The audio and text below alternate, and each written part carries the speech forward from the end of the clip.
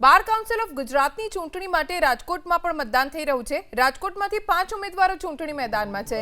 રાજકોટમાં 4400 વકીલો આજે મતદાન કરશે। રાજકોટના દિલીપ પટેલ 2 ટર્મથી સૌથી વધુ મતોથી ચૂંટાઈને આવે છે। બાર કાઉન્સિલની અંદર આખા ગુજરાતમાં આજે ચૂંટણી છે અને આખા ગુજરાતની અંદર 78,000 જેટલા વકીલો છે। રાજકોટની અંદર 4400 વકીલો આજે મતદાન કરવાના છે।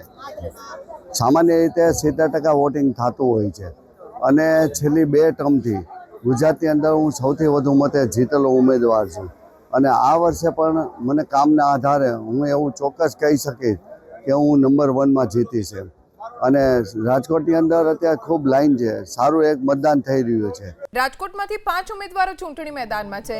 રાજકોટમાં 4400 વકીલો આજે મતદાન કરશે। રાજકોટના દિલીપ પટેલ 2 ટર્મથી સૌથી વધુ મતોથી ચૂંટાઈને આવે છે।